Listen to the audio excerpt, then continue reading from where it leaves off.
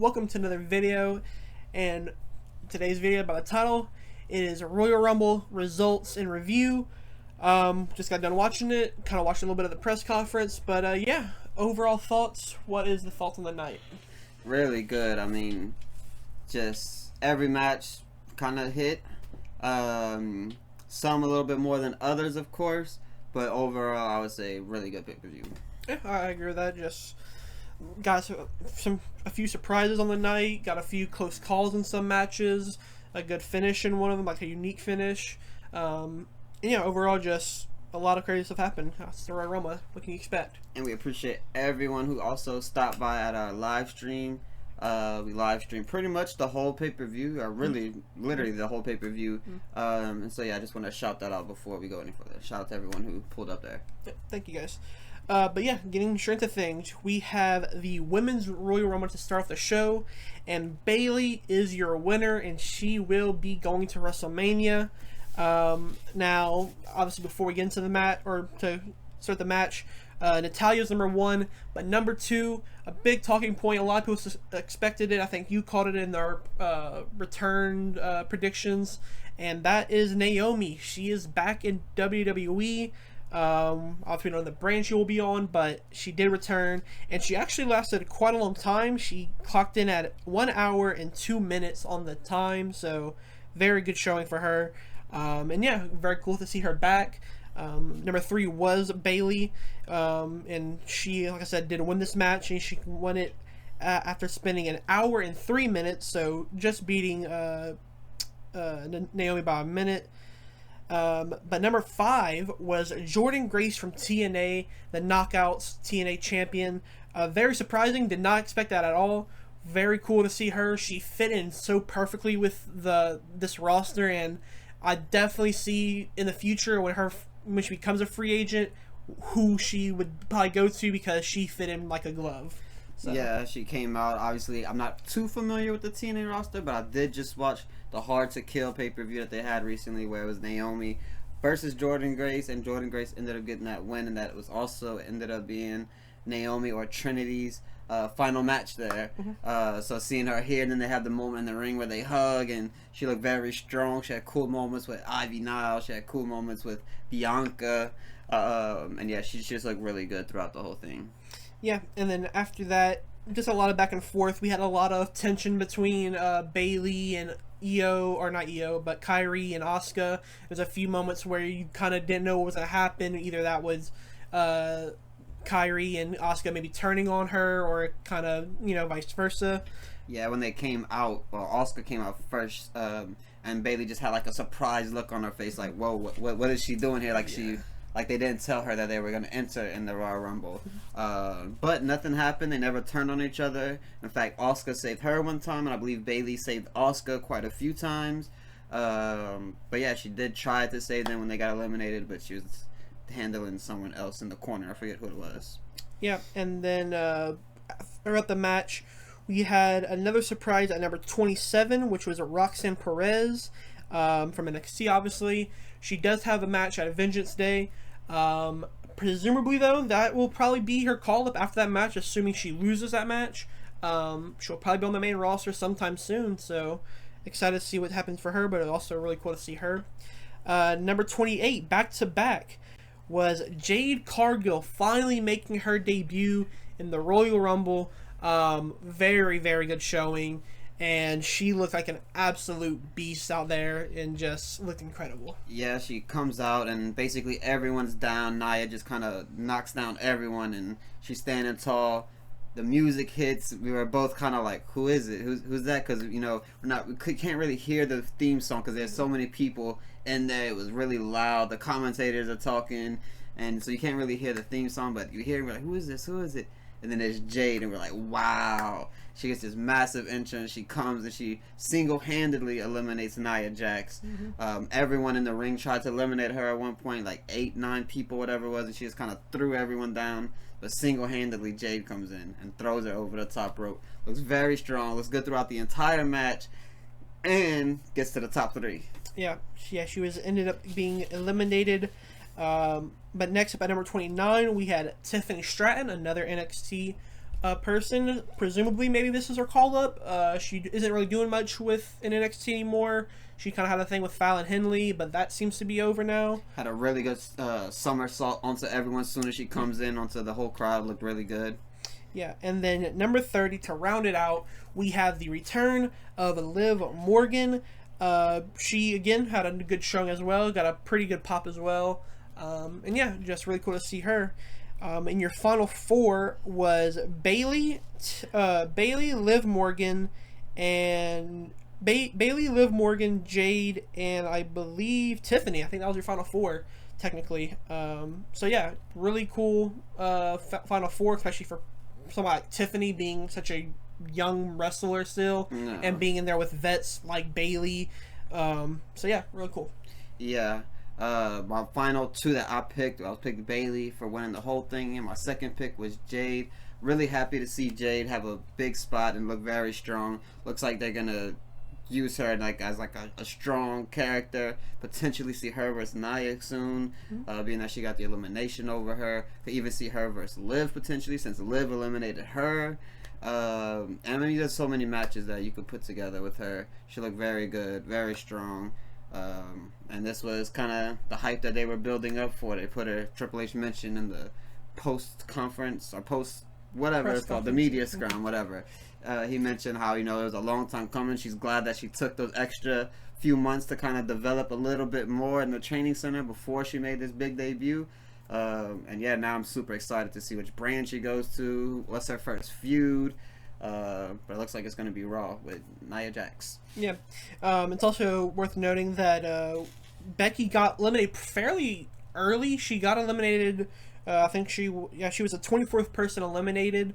And she got eliminated by Naomi after Jay kind of swung Naomi's feet into her. So, yeah, kind of interesting for Becky because it kind of felt like she was going to probably be in the final four, but ended up not even making final five. So, unlucky for her. But after that, it was followed up surprisingly by the Fatal 4-Way for the Undisputed Universal Champion, which Roman Reigns does end up retaining. I enjoyed this match. It wasn't the worst match by any means. It's one of my favorite matches. Yeah, kind of. What would you think of it? Yeah, for a Roman match and what you would expect from it, and a match like this where you kind of know the outcome because you just know he's not going to lose right before Mania. It was as good as it was going to be, basically, without that suspense of who's actually going to win. You know what I mean? If it was someone else who had the title and we had the same match, we'd probably give it a way higher rating just because of the surprise factor of anyone could win. But because of you knowing that Roman was gonna hold it, it kind of messes the ending up a little bit. But overall, put on a really good show. Roman looked good, Randy looked good. The ending was pretty cool as well. You see basically LA Knight looking strong the entire match. He goes to do his finisher to Roman, but he gets shoved into the ropes as AJ's going for a phenomenal forearm. Kind of chokes AJ on the rope as he falls. Roman hits the Superman punch on LA Knight, hits the spear on AJ, gets the pin. Randy's on the outside. He already got hit with the Styles Clash, I believe, maybe. Something. But yeah, everyone looked pretty good. No one really looked weak in the match. So yeah, I mean, that's the most you could ask for like I said, what we were given. Yeah, there was interference from Solo. Yeah. He tried to, I think he spikes Randy after AJ was about to get a triple stack pin, but Solo pulls out the ref and it kind of obviously neglects that. And then Solo spikes Randy, he spikes LA Knight, then he's about to go hit, or he's about to spear AJ through the barricade. AJ gets out, and then that kind of leads into your ending on what you talked about. But yeah, it was good. Nothing to complain about in my opinion. Like I said, just your standard Roman match, and kind of touched on as well, is that it's predictable, and it is kind of sucky that obviously we know he's not going to lose, but if he were to lose before Mania, it almost, I'm not going to say it just, I don't know how to say this, but it just gets rid of everything he's worked for to now. Because if he were to lose on even at Rumble, if he were to lose that, it'd still be why? Out of Rumble of all places, Mania's the only place I can ever see him losing. I think he will lose it, obviously. But yeah, it just feels like no matter what you do, you either have them win or you kind of just mess everything up you built up so far. So, yeah. But after that, it was followed by the United States Championship match between Logan Paul and Kevin Owens, in which Logan Paul does come out on top by disqualification, though, because in the end, Logan Paul has Grayson Waller and Austin Theory come out. Austin Theory gives brass knuckles to Logan. Kevin Owens spots it. He takes it from Logan. He hits Logan with the brass knucks, but he leaves it on his hand. And as he gets the pin, the ref spots it, calls the DQ, and Logan retains. It's a good spot to have both of them look somewhat strong. Logan obviously trying to be sneaky and kind of gets caught back on it, and Kevin Owens kind of making a rookie mistake almost, kind of not covering up the evidence or even taking the baits. But yeah, match was really good. Ending, definitely the worst match of the night. I mean, there's only 4 matches, and 2 of them were Rumbles, and 1 of them was a Universal Championship match, so really hard to not be the worst match of the night on that point. But, they put on a good show for what it was. I almost expect them to continue this based off of the ending. Maybe they end it at Elimination Chamber, and Logan goes forward, and KO goes forward to WrestleMania with whoever next. But it does seem like they're going to move forward, continuing this feud. Yeah, I think what could be happen is because the main leaker guy on Twitter, Booze, he was talking about how this is kind of going to build up to the Mania story. And what I'm going to predict now, kind of as a prediction, is that it will be like a ladder match for the United States Champion, and you're going to have Logan, Kevin Owens, LA Knight, probably Ricochet, Rey Mysterio, and then maybe like a Theory or a Waller in there, just to kind of have an extra body in there. What should be if that does happen, I think Carmelo Hayes maybe even. Yeah, Carmelo Hayes. But yeah, I think that'd be a really good match to have kind of everybody who Logan has beaten to get to where he's at now, all kind of in one match, and then maybe have him come out on top. Probably not. You have to have like a LA Knight win that match, but. Yeah, this is a great match. They had a few cool spots where Logan tried to suplex Kevin Owens off the top turnbuckle, but Owens reverses it and does a nasty suplex to him. But yeah, really good match. But then in the main event, it was headlined by the Men's Royal Rumble, and the winner is not CM Punk. It is Cody Rhodes taking it back-to-back years for the first time in over 26 years, I think it was. Yeah, I enjoyed this one. There was times where you kind of expect more, because after seeing what the women's offered, you kind of maybe expected a bit more from the men's, and at the end, it was the women's one that kind of stood above it, but men's Royal Rumble still had a lot to offer.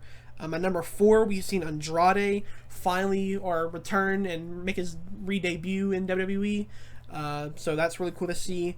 Also, Jay and Jimmy did start 1 and 2, which is pretty cool. And throughout the match, Jimmy was just trying to befriend any heel he could to try to get on his side. We seen Carmelo be in this match.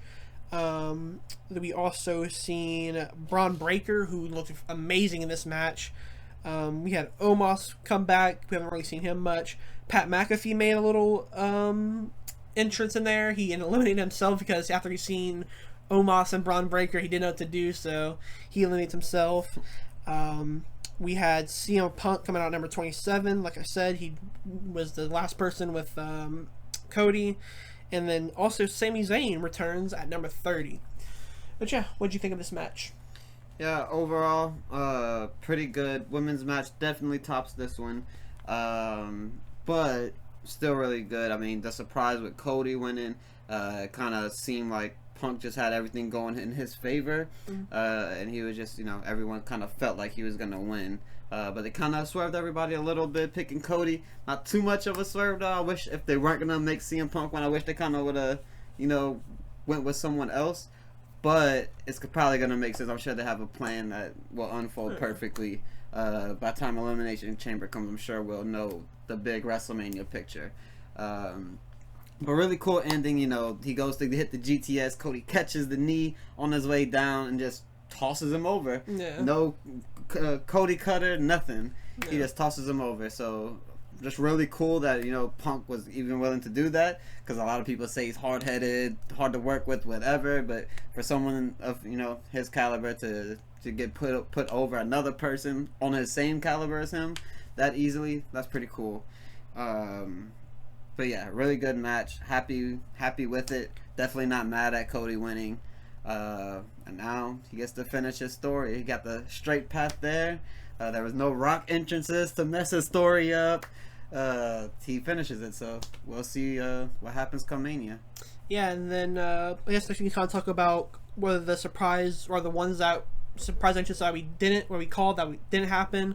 No Sasha Banks, no AJ Lee. Sasha, like, throughout the day, I kind of got more and more like, it's not going to happen. AJ Lee, I was still, like, skeptical on. I was like, I really hope she doesn't. I kind of thought she was, but I think this is her way of saying, I'm not coming back to wrestling. I'm kind of fully done. I'm doing this acting stuff, and I have other business ventures outside of wrestling that I want to do besides wrestling. So, sucks to not to see her, but I'm obviously sure she's doing fine and at home doing her stuff. No Sasha, which makes me believe that she is probably AEW bound, which I'm more than fine with because there's a lot of matches you can do there. Would have been nice to see her back in WWE, but it is what it is. She'll probably be back down in a few more years, but yeah. Yeah, I think her and Bayley will have a match before it's all said and done. Oh yeah, for sure. Bayley's even said so herself that she wants that, and WWE wants that, and Triple H said it himself. If WWE Universe wants it, he'll get it, and they did it with Punk, so I believe the same with Sasha as well. So yeah, I mean, great Rumble, really no complaints. Some surprise entrance, some returns, some call-ups. We got some more TNA people coming in. Triple H also mentioned he's not going to mention anything about a special door or anything, meaning, a forbidden door pay-per-view between the two companies. But basically him saying that is basically him saying that, like, I'm open to it, but it's not going to be a forbidden door. It's going to be what we want it to be called.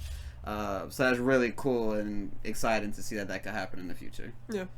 Before we head out, I'll kind of just ask you, like, who do you think each Rumble winner will go after? It kind of is a bit obvious, but yeah, I'll let you answer.